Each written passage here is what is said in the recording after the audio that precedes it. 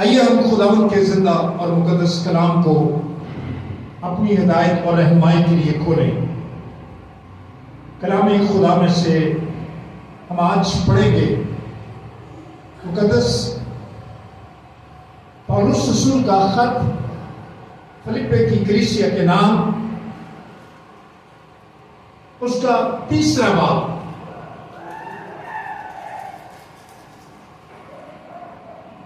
और उसकी 7वीं आयत से मैं आपके सामने तलावत करूंगा। आप सबसे दरखास्त है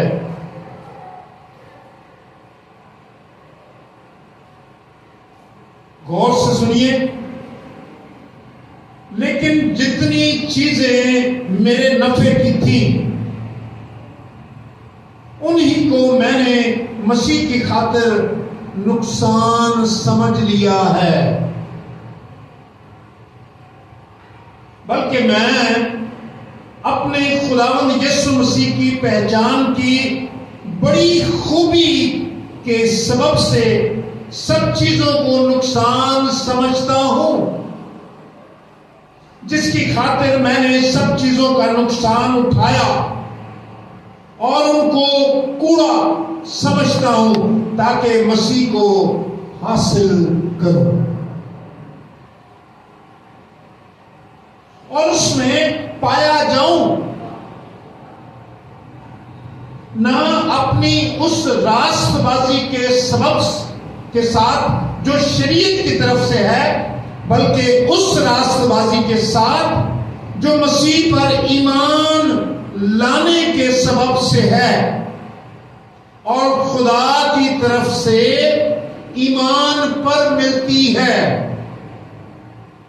और मैं उसको और उसके जी उठने की कुदरत को और उसके साथ दुखों में शरीक होने को मालूम करूं और उसकी मौत से मुशाबत पैदा करूं, ताकि किसी तरह मुर्दों में से जी उठने के दर्जे तक पहुंचूं।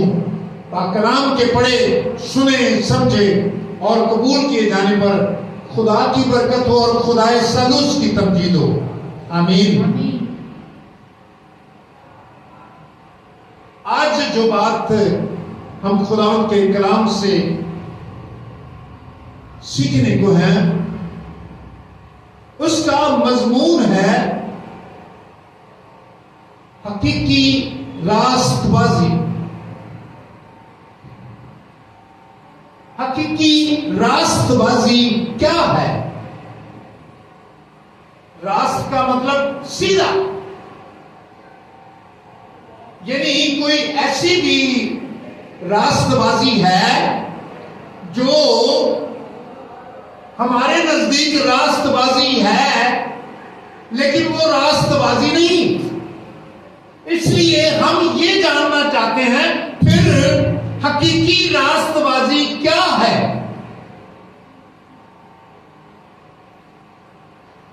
बाइबल में लिखा है कि बहुत सी ऐसी राहें हैं जो इंसान को सीधी मालूम होती हैं। इंसान को क्या मालूम होती है? सीधी। लेकिन उनकी इंतहा में मौत की राहें होती है। और हम अक्सर कहते हैं अपने वालों तो ठीक ही कीता सी, भाई साहब मेरी गलती नहीं है, मैं तो अपने वालों ठीक कीता सी,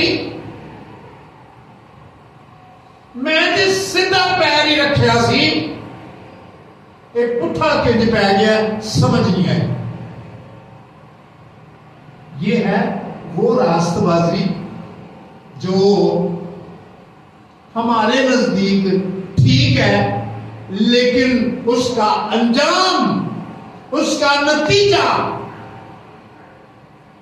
बिल्कुल गलत निकलता है।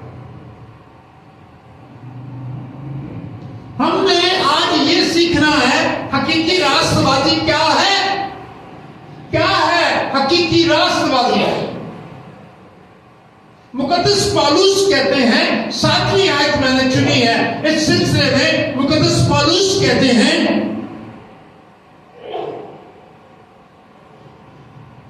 जितनी चीजें मेरे नफे की थी, जितनी चीजें मेरे नफे की थी, क्या किया मैंने उसको? उन्हीं को मैंने मसीह की खातिर नुकसान समझ लिया। जो मुझे नजर आता था ना ये मेरे नफे की है, उनको मैंने अपना नुकसान समझा।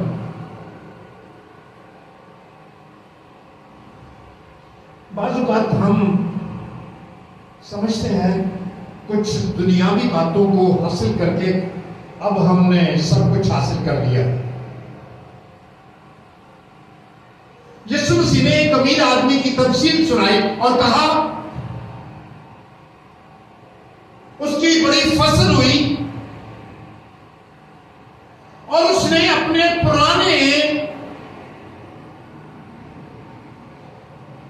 सारे गल्ला जो थे जमा करने के गोदाम जो थे उनको ढा दिया और नए बनाए,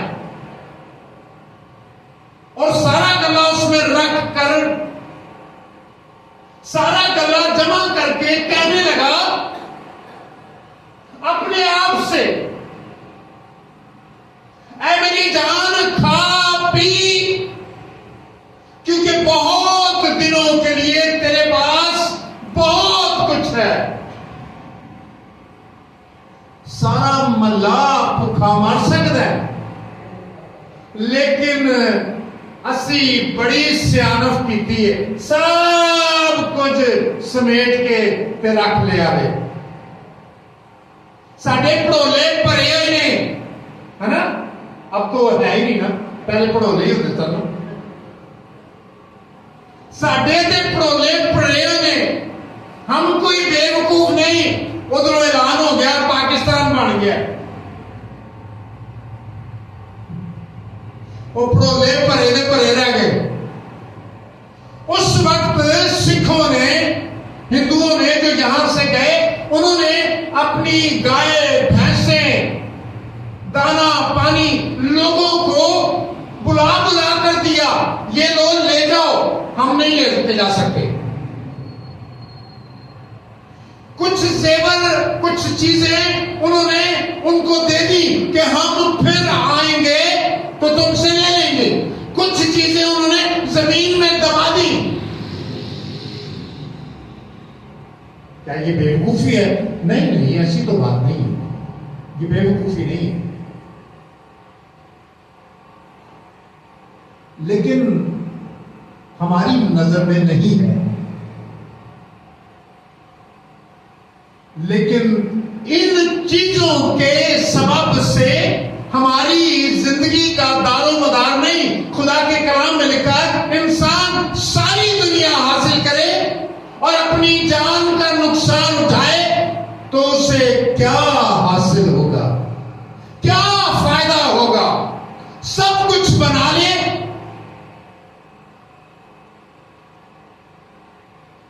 लेकिन वो अपनी अबदी जिंदगी के लिए कुछ भी जमा ना करे। हमारे खुदावंद यीशु मसीह ने फरमाया, आसमान पर कहां जमा करो अपना माल? आसमान पर, जहां ना कीड़ा लगता है, ना जंग लगता है, ना चोर नकब लगाता है।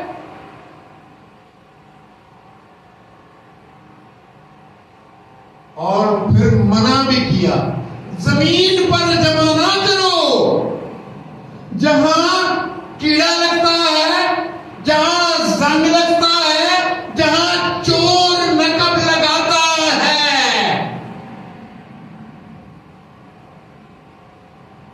तुम अपना माल आसमान पर जमा करो।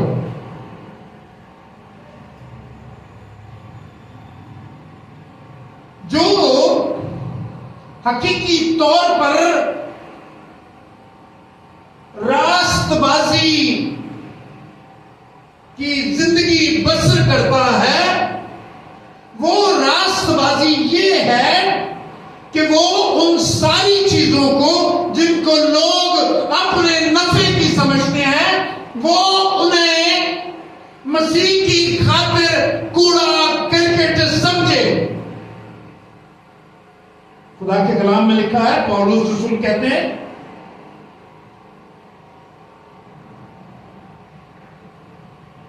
जिसकी खातिर मैंने सब चीजों का नुकसान उठाया और उनको कूड़ा समझता हूं, ताकि मसीह को हासिल करूं। यह है हकीकी तौर पर रास्तबाजी से चलना। खुदावंद यीशु मसीह ने इस सिलसिले में 2-3 किस्म की तमसीलें सुनाई। एक सौदागर था और वो अच्छे मोतियों की तलाश में था, और फिर उसे एक ऐसा मोती मिला कि उसने अपना बाकी सब कुछ बेच दिया, दे दिया। सब कुछ उसे देकर उस मोती को लेने के लिए जो उसने जमा किया था, सब उसके लिए खर्च कर दिया।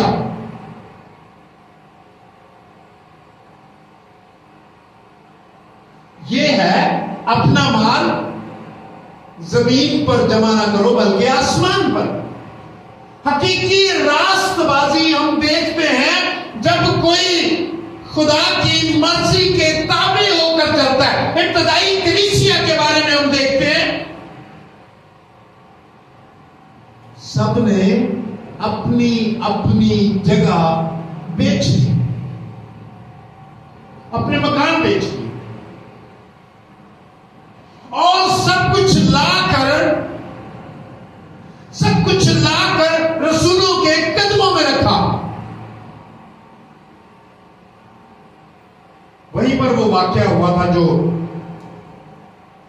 एक जोड़े ने झूठ बोला था। उन्होंने कुछ पैसे, उन्होंने कहा मकान तो साढ़ा ही है ना,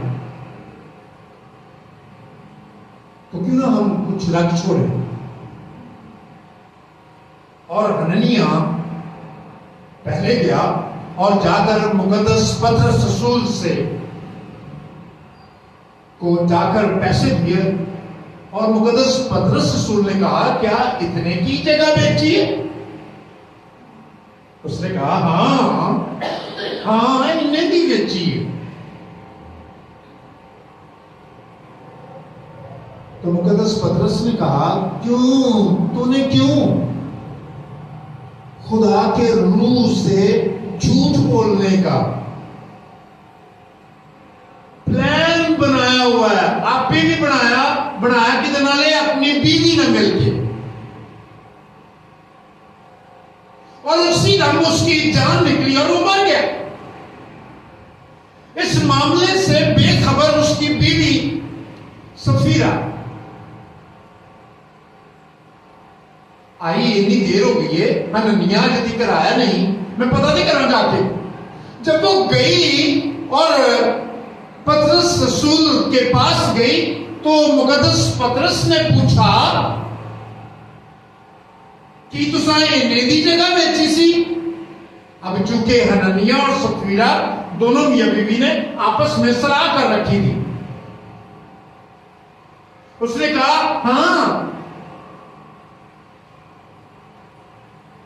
हाँ जी पास्टर जी, असा इन्हें दी बेची सी। और मुकद्दस पतरस ने कहा, तेरे बंदे ने दफन करने वाले उन्हें दफन करके आ रहे हैं, और वो भी दरवाजे पर पहुंच गए हैं, और उसी दम उसकी भी जान निकली और वो मर गई।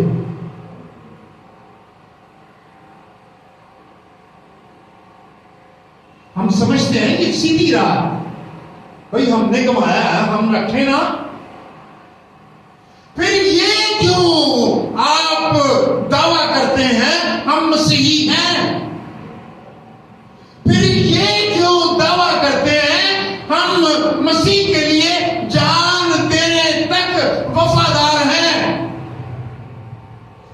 ऐसी बात है जैसे हम अक्सर दोस्तों के साथ मजाक में करते हैं, तेरे लिए मेरी जान भी हाजिर है, पैसे दी ना गल करी,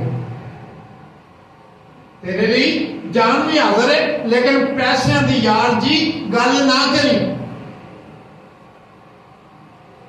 और मैं इस मौके पर अक्सर बताता हूं, एक आदमी बपतिस्मा लेने के लिए गया पानी में, जब वो पानी के करीब पहुंचा और पानी में उतरा तो पानी जब घुटनों से ऊपर हुआ तो उसे याद आया कि मेरी पिछली जेब में पैसे ने बटवा है। तो उसने कहा कि ये मैं निकाल के, वो वहीं रुक गया। उसने कहा पाजी साहब एक मिनट रुको, मैं जरा बटवा बेगम नू फड़ा दा। पादरी साहब ने क्या बटवे समेत ही बपतिस्मा लेना ही। जब खुदा का कलाम ये सिखाता है, तू अपने सारे दिल से, तू अपनी सारी जान से, तू अपने सारे माल से खुदावंद अपने खुदा से प्यार कर। ऐसा प्यार नहीं चाहिए ऊपर ऊपर का। इसलिए पौलुस रसूल कहता है फिलिप्पी की कलीसिया को खत लिखते हुए उन्हें भी सिखाना चाहता है, ये वो रास्तबाजी है जिस पर हमने चलना है। रास्तबाजी पर चलने के लिए, रास्तबाजी पर चलते हुए क्या हम दुनिया की चीजों को कूड़ा करकट समझते हैं कि नहीं? यीशु मसीह ने कहा कोई दो मालिकों की खिदमत नहीं कर सकता, या वो एक से अदावत रखेगा और दूसरे को भला जानेगा। और फिर कहा तुम खुदा और दौलत दोनों की पैरवी नहीं कर सकते, किसी एक को छोड़ना पड़ेगा। यीशु मसीह ने कहा जहां तेरा माल है वहां तेरा दिल भी लगा रहेगा। जेड़े सराणे में जोड़ जोड़ के रखना है, फिर उस सराणा लकाना भी पैंदा है, वो सराणा लैके सोना भी पैंदा है, उसको छुपाना भी पड़ता है, दिल वहीं पर लगा रहता है। अगर माल जमीन पर है तो मसीह की आमद की तरफ किसका ध्यान है? किसी का भी नहीं। हम तो अपनी चीजों की तरफ ध्यान है, बर्बाद ना हो जाए, तबाह ना हो जाए। और लोग कहते भी हैं जिसने कुछ भी ना किया हो ना, तो कहते हैं इन्ना काम किया तो दुनिया च बनाया कि वो लोगों की नजर में बेवकूफ होता है जो ना बनाए। लेकिन ये नहीं कि जे इत्थे नहीं बनाया ते उत्ते भी नहीं बनाया, मैं समझना बेवकूफ ते होवे ना इत्थे कुछ बनाया ते ना उत्थे कुछ बनाया। इत्थे बनावे ते चलो शैतान ते राजी होएगा ना कि तेरा दिल मैं इत्थे ही रखिया। यीशु मसीह ने कहा ना तू सर्द है ना तू गर्म है, तेनू मैं मुंह च पाया, तेरा ते कोई जायका ही नहीं है। ना तू सर्द है ना तू गर्म है, मैं तुझे अपने मुंह से निकाल फेंकने को हूं। जी अपने मुंह तो कट के तेनू बाहर सुटन लगा, जहां फिर कुत्ते खा सकते हैं ना, वो गिरा हुआ किसी के काम का नहीं होगा। हमें फैसला करना है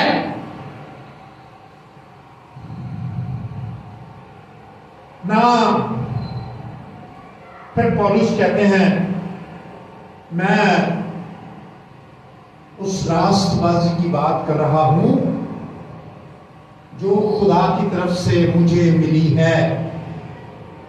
असल में जो रास्तबाजी है, जो हमारी रास्तबाजी है, वो खुदा के नजदीक जब हम पहुंचते हैं तो वो किसी काम की नहीं है। मसीह यीशु ने क्या, मसीह यीशु ने ये समझाया कि हर एक रद्दा समझते हैं ना, जब दीवार बनाते हैं तो एक एक रद्दा ऐसे दीवार ऊपर जाती है। तो जो कुछ आपने बनाया है, मसीह खुदावंद ने कहा वो आग से आजमाया जाएगा। किससे आजमाया जाएगा? आग से। और जो रद्दा घास फूस का होगा, जो रद्दा घास फूस का होगा, जलकर भस्म हो जाएगा। यीशु के आने पर आपके रद्दे चेक किए जाएंगे। जो रद्दा घास फूस का है वो जलकर भस्म हो जाएगा। जो कुछ भी आपने जमा किया है किसी काम ना आएगा।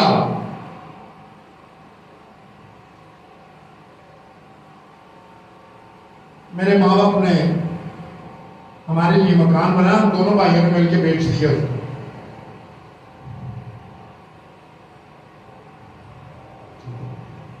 उन्होंने पता नहीं कितनी को मेहनत की थी,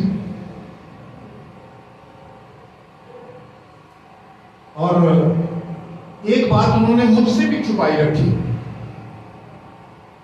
मुझे इस बात का नहीं पता कि उनका जो हार्ट की बीमारी है वो ठीक हो सकती है पैसे खर्च करने से। इस बात पर तो कभी जिक्र ही नहीं किया मेरे साथ,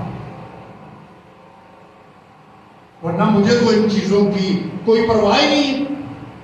मैं तो उसी वक्त उनको, लेकिन मेरी माँ और बाप ने दोनों मिलकर उन्होंने ये प्रोग्राम बनाया था। यही एक चीज है हमारे पास, जिंदगी तो जितनी है उतनी है, तो हम इनको ना बेचें, बच्चों के काम आएंगे। लेकिन अगर मुझे पता होता तो मैं उसको, उस मकान को उस वक्त ही, क्योंकि मेरा दौर चलता था, ऐसे ही मैं कह रहा, मैं अपने घर में अपनी बात मनवाने की हैसियत रखता था। बात ये करने का है कि वो चीजें भी ना उनके काम आई। आप इन चीजों से अपना मुआवजा ना करें।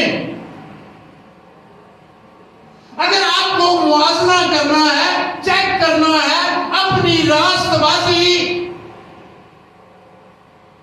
तो फिर खुदा की हजूरी में बैठकर चेक करें। अगर आपने खुदा को कबूल किया है तो मसीह ने अपनी रास्तबाजी आपके खाते में डाली है। वही खुदा को पसंद है, आपकी रास्तबाजी नहीं। यशायाह नबी के सहीफे में लिखा है कि जेड़ी साडी रास्तबाजी है वो गंदे पुराने चिथड़ों की मानद है, बदबूदार कपड़ों की मानद है, जिन्हें धोना भी पसंद नहीं कोई करता।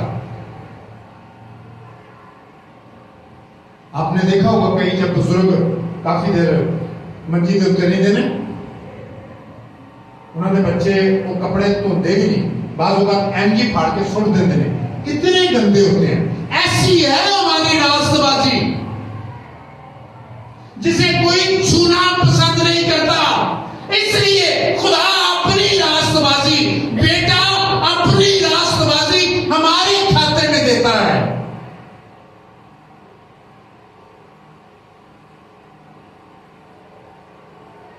लेकिन हमारा ये जो काम है वो ये है कि हम रास्तबाजी की जिंदगी हकीकी रास्तबाजी की जिंदगी जो वो गुजारना चाहते हैं, हमारा ये फर्ज है कि हम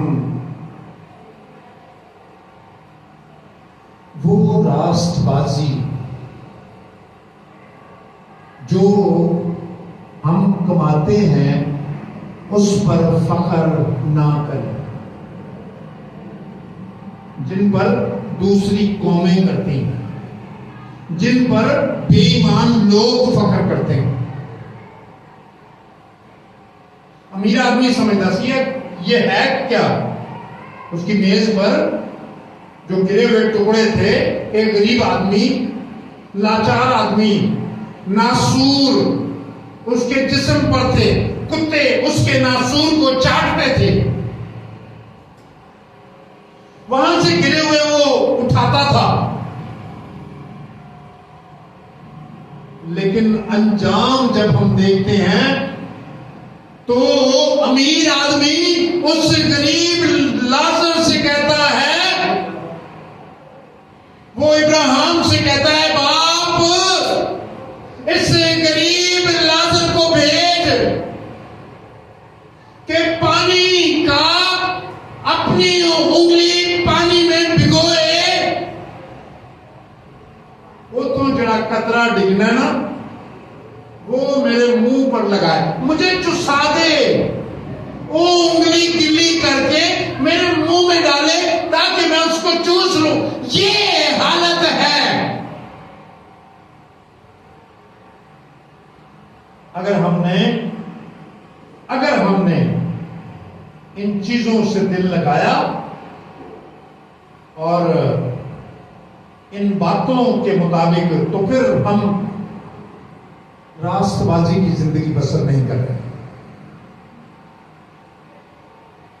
खा हम चर्चाएं, खा हम बाइबल पढ़ें, खा हम कलाम सुनाएं, खा हम दुआएं करें, खा हम खादम कहलाएं, जो मर्जी बन जाए, आपकी रास्तबाजी नहीं, खुदा की रास्तबाजी आपको और मुझे बचाती है। हकीकी रास्तबाजी ये है जो हमने लेनी है, लेकिन दिल अगर लगाएंगे खुदा की तरफ,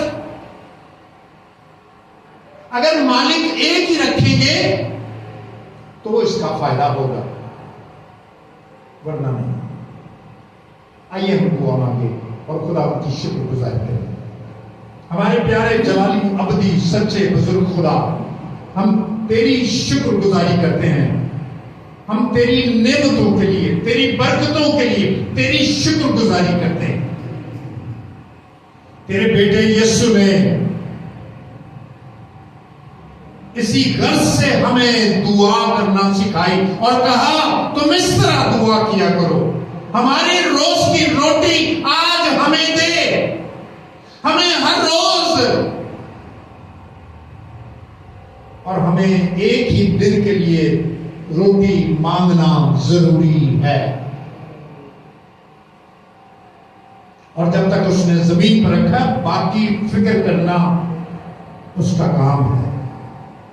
तेरा शुक्र हो हमारे खुदा, तू 40 बरस तक बनी इस्राइल को बियाबान में लेकर फिरता रहा। तेरी शुक्रगुजारी हो आए खुदावंद खुदा। उन्होंने कुछ ना बोया, उन्होंने कुछ ना काटा,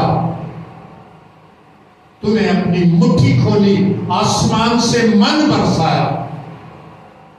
इसलिए तेरा बेटा यीशु कहता है किसी बात की फिक्र ना करना। तुम एक खड़ी भी नहीं बढ़ा सकते फिक्र करके। हम सबको बरकत दे खुदा, हम सब पर रहम कराए खुदा। हम अपनी मेहनत, अपनी कोशिश, अपनी नेकी पर तकिया करने वाले ना हो। और उस कहते हैं मैंने इन सारी चीजों को अपने लिए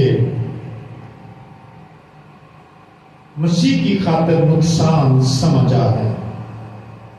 हम सबको बरकत दे खुदा, वो चीजें जो हमें हमारे नफे की लगती हैं, दर हकीकत हमें उलझाती हैं, हमें फंसाती हैं। वो जाल है जो हमारे पैरों में जकड़ा जाता है और हम इस दुनिया की समुद्र की तह में गर्क हो जाते हैं। हम सबको बरकत दे, हम सब पर रहम कर और मसीह की रास्तबाजी को लेकर उसके मुताबिक जिंदगी बसर करें जो हकीकी रास्तबाजी।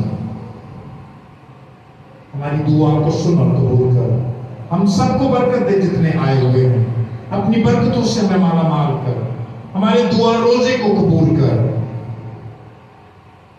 और हमें और हमारे घराने को बरकत दे। मसीह हमारे खुदावन के वसीले से मांगते हैं, आमीन।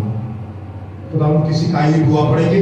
आए हमारे बाप, तू जो आसमान पर है, तेरा नाम पाक माना जाए, तेरी बादशाही आए, तेरी मर्जी जैसी आसमान पर पूरी होती है जमीन पर भी हो। हमारे रोज की रोटी आज हमें दे, और जिस तरह हम अपने कर्जदारों को मुआफ करते हैं, तू भी हमारे कर्ज हमें बख्श, हमें आजमाइश में न ला बल्कि बुराई से बचा, क्योंकि बादशाही, कुदरत और जलाल हमेशा तेरी है, आमीन। खुदा बाप, खुदा बेटे, खुदा पाक रूह की बरकत हम सब पर, कुल ईमानदारों पर, हाजिर जमात पर अब तक होता रहे।